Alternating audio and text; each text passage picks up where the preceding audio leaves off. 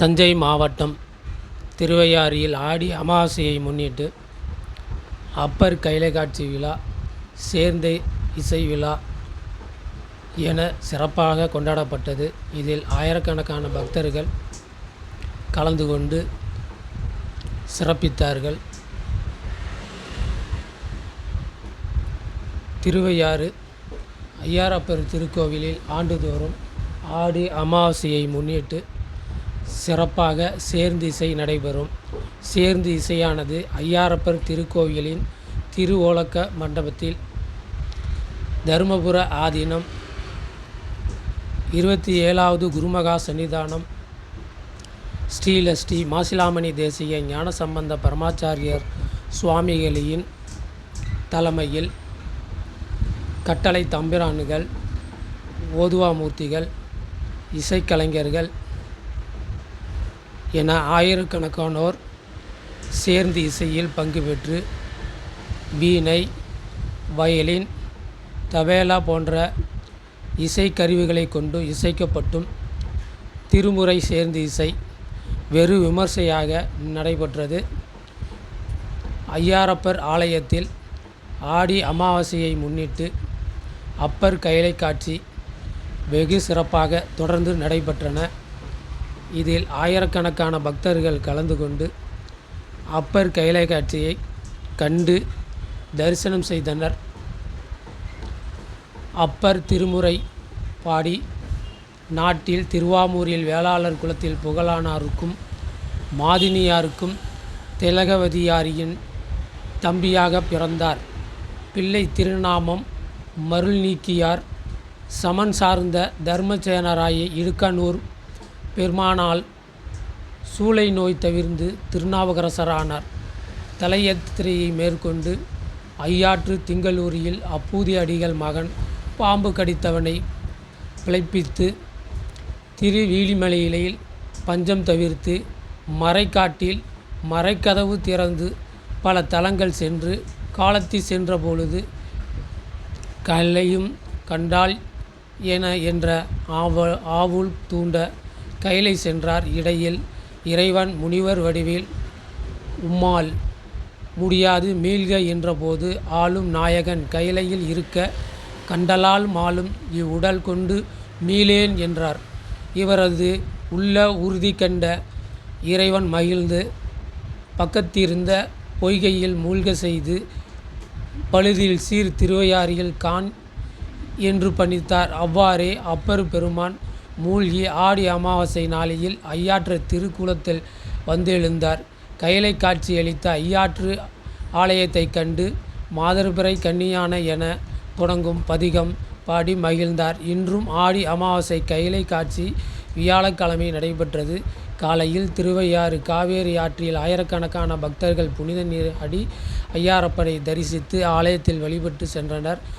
மதியம் பஞ்சமூர்த்திகள் புறப்பட்டு திருவையாறு காவேரி ஆற்றில் தீர்த்தவாரி நடைபெற்றது. இரவு ஐயாரப்பர் ஆலய தென்காயலத்தில் போற்றப்படும் அப்பர் சன்னதியின் அப்பர் சிவபெருமானின் காட்சி கொடுக்கு ஆடி அமாவாசை அப்பர் கைலை காட்சி நடைபெற்றது. இதில் தமிழகத்தின் பல்வேறு பகுதியில் இருந்து ஆயிரக்கணக்கான பக்தர்களும் வந்து வழிபட்டனர்.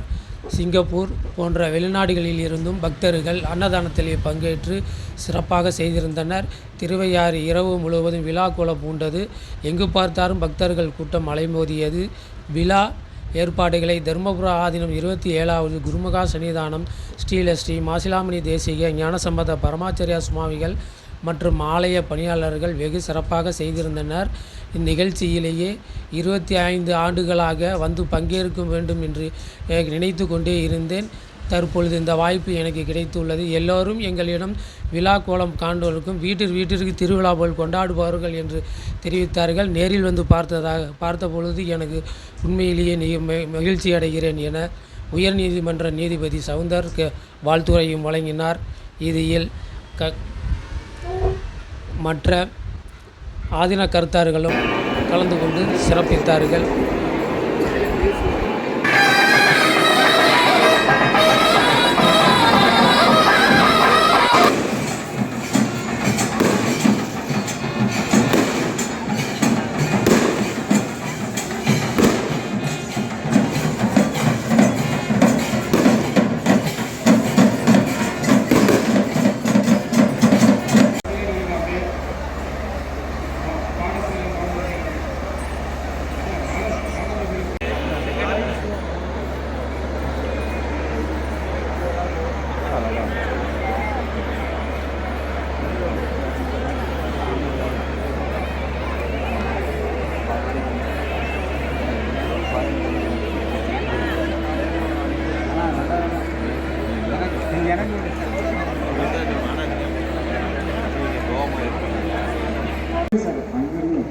அங்கேயே வரிசையை கரெக்ட்.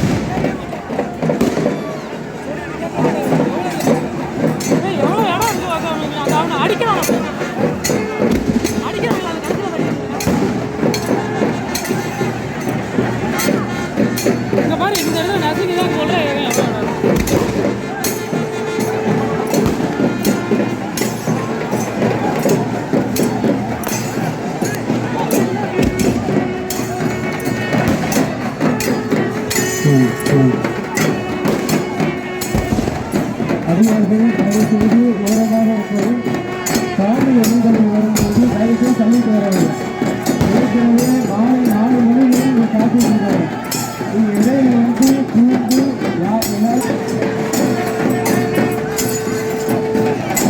தயவுசெய்து காவல்துறை அவர்களுக்கு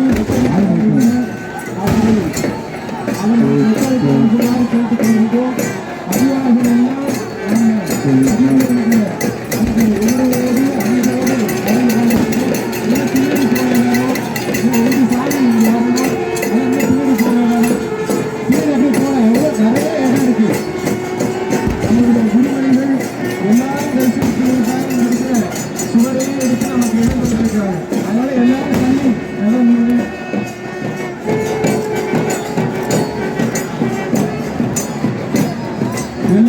தயவு செய்து பின்னாடி சொல்லுங்க.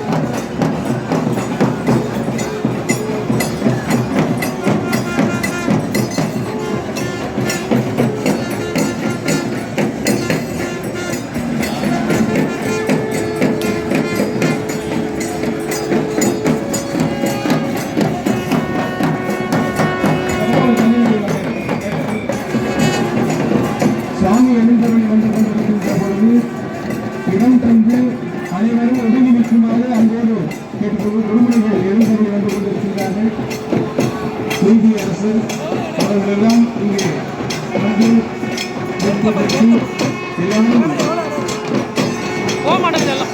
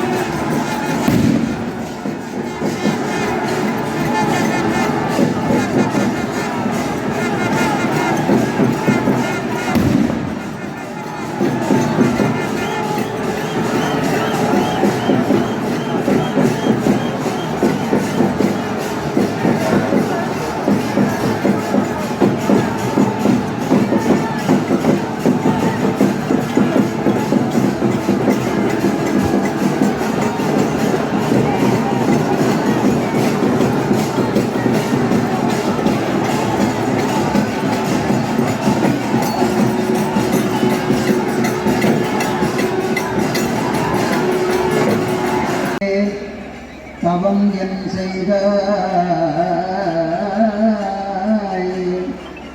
நிலைமை சொல்லு நெஞ்சே தவம் என் செய்தாய் கலைகளாய வல்லான் கையிலாய நன்மலையில் மாமயிலாடு துறையில் நம் தலையின் மேலும் மனத்துளும் தங்கவே நெஞ்சமே தவம் என் செய்தாய் நிலைமை சொல்லு நெஞ்சே தவம் என் செய்தாய் கலைகளாய வல்லான் கையிலாய நன்மலையில் மாமயிலாடு துறையில் நம் தலையின் மேலும் மனத்துளும் தங்கவே எல்லாம் அல்ல செந்தமிழ் சக்கநாத பெருமானுடைய திருவருளையும் தர்மயாதன குருமணிகளினுடைய புதுவலையும் சிந்திக்கின்றோம். இன்றைய நாள் ஒரு நன்னாள். நாம் எல்லாம் உய்தி பெறுவதற்காக இப்பூவுலகில் தோன்றிய அருளாளர்கள் நமக்கு வழிகாட்டி இருக்கின்றார்கள். அவ்வகையில் நடுநாடு என்று போற்றுகின்ற திருமுனை நாட்டிலே நம்முடைய நாவுக்கரசர் அவதரிக்கின்றார். மாதினியாருக்கு அவர் மகவாக அவதரிக்கின்றார். திலகவதியாருக்கு சில முறை ஆண்டு கழிந்து அவர் தோன்றுகின்றார். புகழனாருக்கும் மாதினியாருக்கும் தோன்றிய அப்பர் பெருமானுக்கு மருநீக்கியார் என்று பெற்றோர்கள் பெயரிட்டார்கள். அவருடைய தமக்கையார் பருவம் வந்த பிறகு அவருக்கு திருமணம் ஏற்பாடுகள் செய்யப்படுகிறது. அவருக்காக ஏற்பாடு செய்திருந்த மாப்பிள்ளை போருக்கு சென்றிருக்கின்ற போது அங்கே அவர் அந்த போரிலே அவர் வீர சொர்க்கம் அடைகின்றார். அதனால் தனக்கு நிச்சயிக்கப்பட்டது